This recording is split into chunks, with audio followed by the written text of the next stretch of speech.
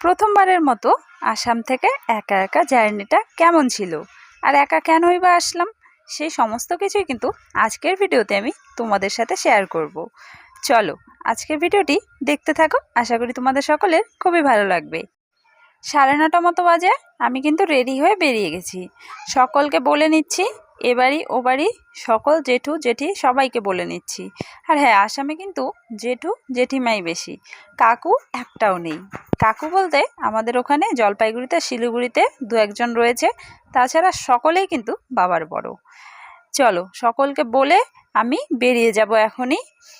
আর আমি কেন একা যাচ্ছি, জেঠুর শরীর খুবই অসুস্থ, মানে জেঠুর স্টোন হয়েছে আজ 5 বছর মতো হলো, সেটা অপারেশন করার কথা রয়েছে। তো এর মধ্যে বললো নার্সিংহোমে অ্যাডমিশন করাবে।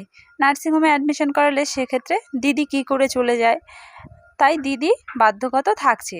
আর আমি বেশ অনেক দিন হয়ে গেল রয়ে গেছি, তাই ভাবলাম না আর থাকাটা ঠিক হচ্ছে না, আমার ওইদিকে অনেকটা ক্ষতি হয়ে যাচ্ছে।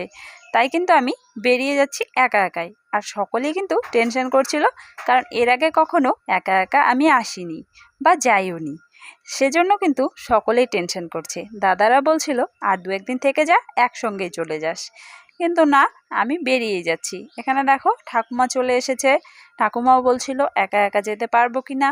এখানে জেঠিও টেনশন করছিল প্রচণ্ড, কিন্তু না, আমার সাহস রয়েছে, আমি যেতে পারবো।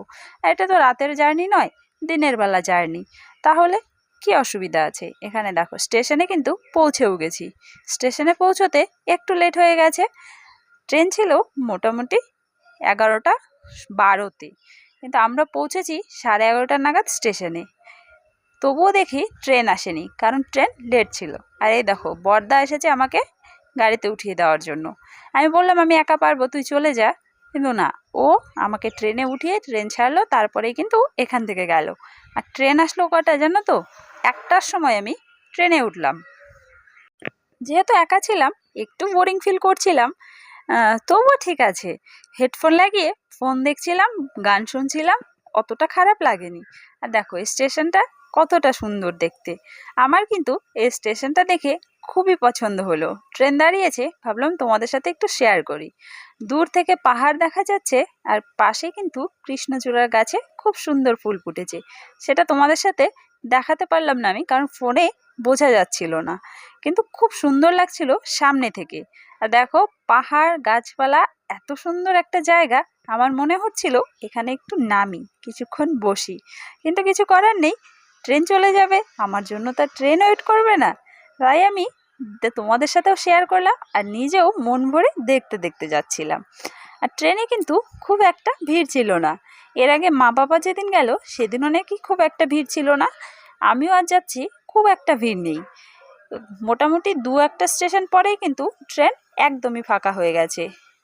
মনে করো একটা সিটে এখানে 5 জন বসে, সেখানে আমরা 2 থেকে 3 জন মতো বসে বসে যাচ্ছি, কারণ ভিড় নেই, কিছু করার নেই। আর সত্যি বলতে আরামেই এসেছি। আর এদিকে বাড়ি থেকে ফোন করছিল, মাও একটু টেনশন করছিল, কারণ এর আগে কখনো একা একা জার্নি করিনি। আর ওইদিকে দাদাও কিন্তু বারে বারে ফোন করছিল। আমি বললাম কোনো টেনশন করিস না, আমি ঠিক পৌঁছে যাব। দেখো সুস্থভাবে কিন্তু পৌঁছেও গেছি ময়নাগুড়িতে। এই হচ্ছে আমার শহর। বেশ অনেক দিন পরে কিন্তু আমার নিজের শহরে একটু বাজার করে নিলাম। বাজার করার পরে চলে যাচ্ছি বাড়ির দিকে। সন্ধে হয়নি, সন্ধে মতো হয়ে আসছে। ওখানে দেখো মা কিন্তু রাস্তায় আগে থেকেই দাঁড়িয়েছিল। আসার সময় নিয়ে এসেছিলাম একটু চিকেন, সেটাই হাত মুখ ধুয়ে ফ্রেশ হয়ে চিকেনটা রান্না করে নিচ্ছি। মা ফোন করলো যে কী দিয়ে খাওয়া দাওয়া করবি বাড়ি আসার পরে।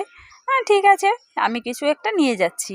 ময়নাগুড়িতে নেমে ব্যাগটা একটা চেনা দোকানে রেখে কিছুক্ষণের জন্য আমি কিন্তু বাজারটা করে নিয়ে চলে এসেছি একেবারে। এখানে দেখো চিকেনটা আজ ভাবছি করব একদম হালকা পাতলা ঝোল, একদম লাইট করে পাতলা ঝোল করব, সেটাই খেতে কিন্তু বেশ ভালো লাগবে। আর সত্যি বলতে আমি যে এই যে একা একা চলে আসলাম, আমার কিন্তু একটু ভয় লাগেনি বা কোনো অসুবিধেই হয়নি। একদম খুব ভালোভাবে কিন্তু আমি বাড়িতে পৌঁছে গেছি। যাই হোক, সকলে কিন্তু টেনশন করছিল আমাকে নিয়ে, সেই টেনশনটার অবসান ঘটেছে।